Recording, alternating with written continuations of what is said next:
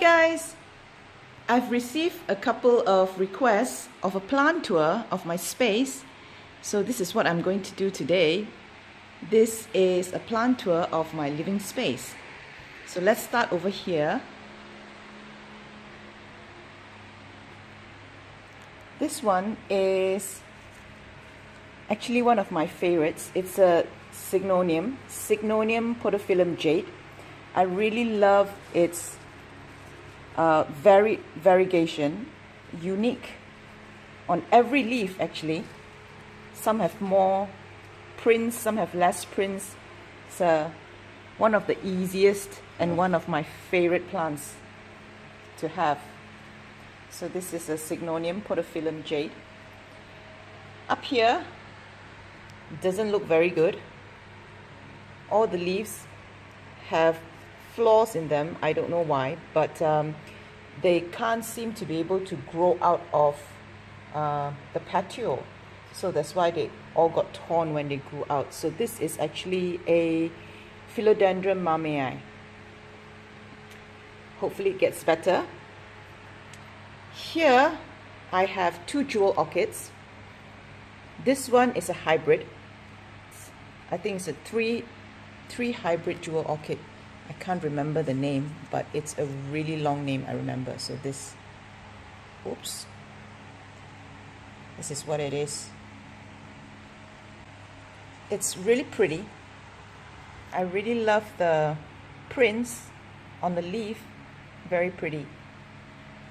And this is a Lutetia discolor, but this is the Lutetia discolor alba, another jewel orchid, grown in mainly sphagnum moss and a bit of cocoa chunks. This is a watermelon peperomia, and so is this. These are the ones I propagated. They don't grow very well here actually, so I've been propagating this for at least 8 months and it's still like this size. Not growing too well, but oh well. Not every plant grows well in your space. I have here a peperomia prostrata. So this one is growing very well because when I bought it, it was just like this patch in the middle. I transferred it to this bigger pot and it has grown for me ever since. Doing really well here. Love the little turtle prints on the leaves. Very pretty little plant. And here I have a Rhaphidophora tetrasperma. This is the large form. As you can see, the leaves are large.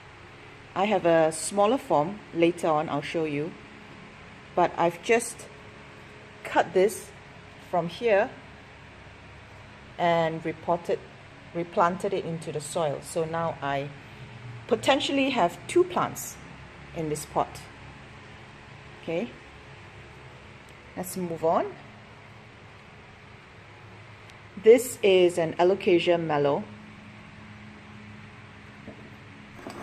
It's grown a little bit leggy, but I'm fine with that. I've got two plants in there.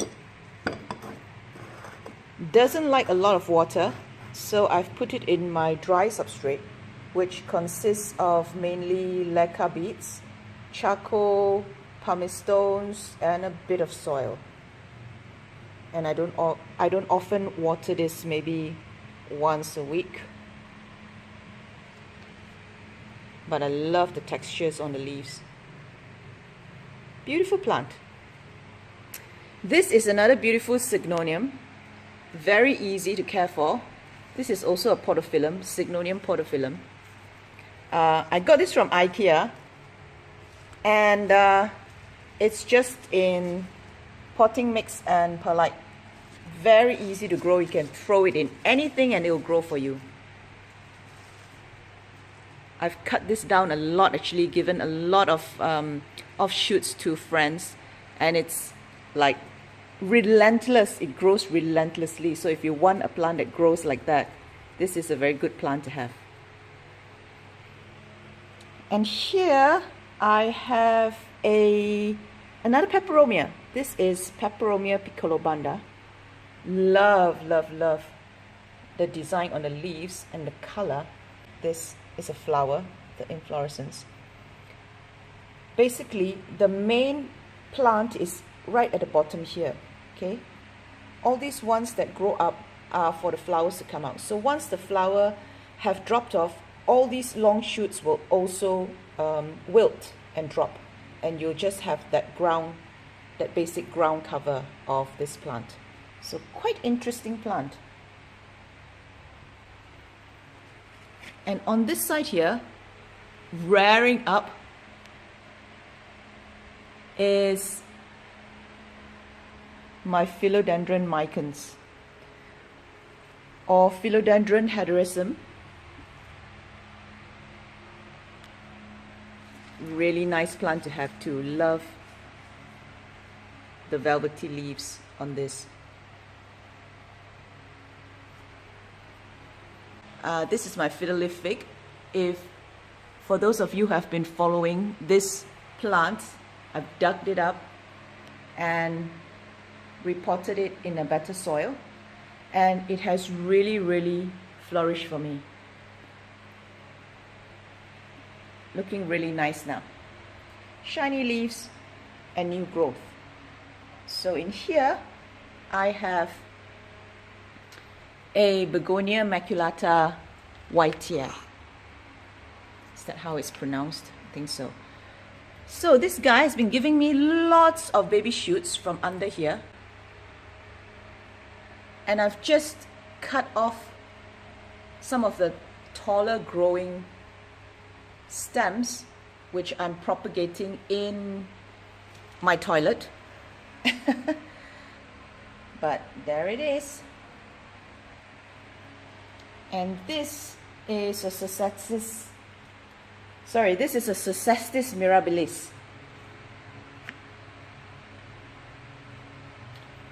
Not looking so good because there have been new stolon. Let me show you the stolon.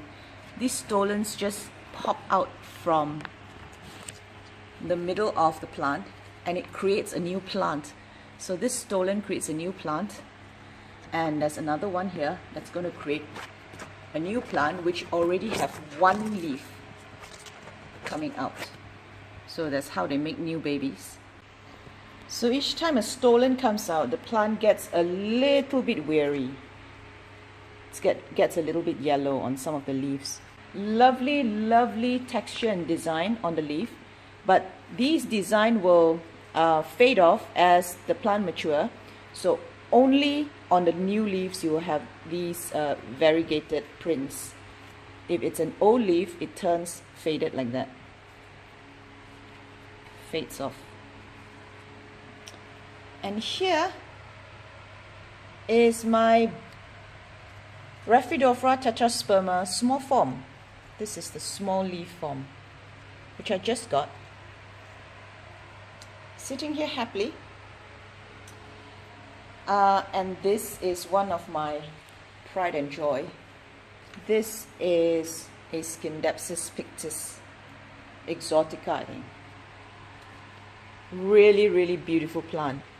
Huge leaves. This one is giving me huge leaves. Look at this. As big as my palm. Really nice plant. And easy as well. Very easy to grow. Here, on this side, well, you must be wondering what is this space here. Well, this space used to be where my flat screen used to sit, and I've given that away to the recycle people. So now I have a space here for me to sit, or maybe for more plants. This is an anthurium crystallinum. It's been giving me lots of new offshoots from inside here. Now this plant will normally give you offshoots like that if the main shoot has rotted. Okay, so that's what happened to mine. The main shoot rotted, and it gave me all these new plants here. This is one of the ways that it preserves its survival.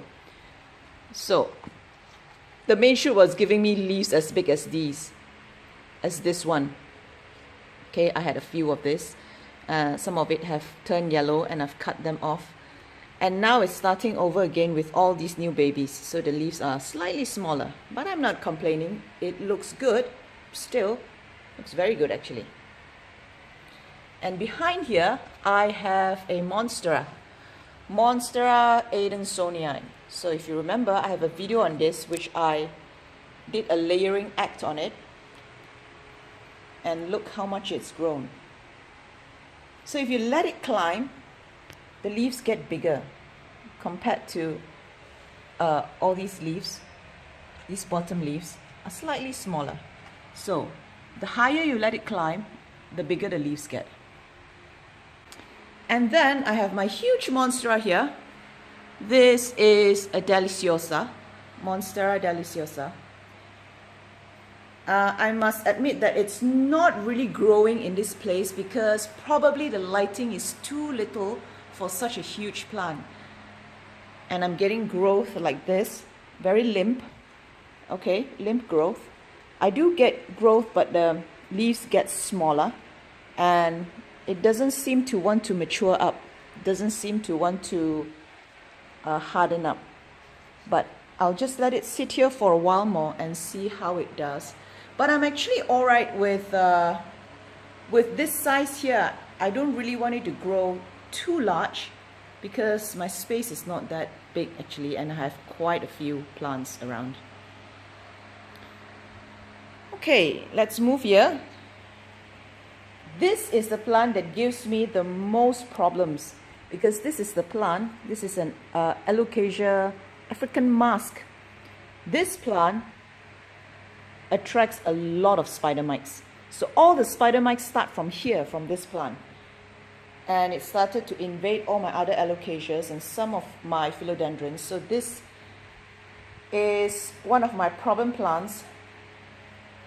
There was one point I wanted to throw it away or give it to someone, put it in the condo garden or something, but it is still growing really well for me. Big leaves, big, bold, dramatic leaves. Only the spider mite problems. And finally, this is my common sansevieria, which is my feature plant in the middle of the two chairs. Yep. So this is it. These are all the plants I have, and I think I missed this out. Aha! This is an epiphyllum guatemalense monstrose. So this is like a dragon fruit plant, but it gives like really small dragon fruit-like fruits. But I just love this for its leaves. Really, really cool curly leaves. I have this thing for curly leaves. I don't know why, but it's a very slow grower. This is about 1.5 years old. When I bought it, it was this tall, only this part here. And after 1.5 years, it's still not substantial, but it has grown lots of long leaves for me. This is a really nice plant. I love it. Okay, let's put it back up here. And then, I forgot this part. This is my philodendron gloriosum.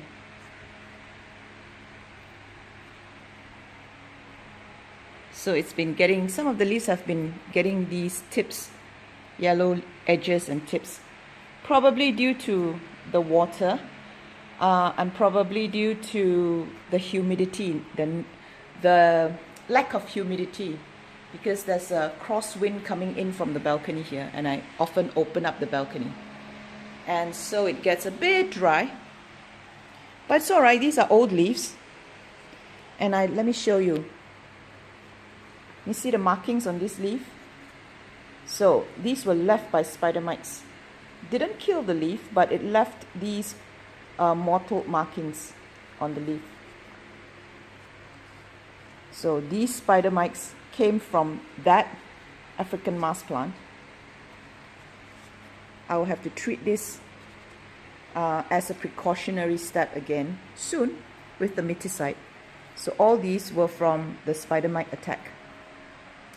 But it's alright, it's giving me lots of new shoots actually. This big one is growing here. And I have one there. Can you see that little pinky thing there? One there. I actually have 5 growing tips, 5 to 6 growing tips on this, in this pot. So it's fine. Sometimes you just have to let the plant be. Not all plants are perfect. And this is another Scindapsus ficus, which is, this is the kid of that. This is the mother, and that's the child, which I also propagated via layering.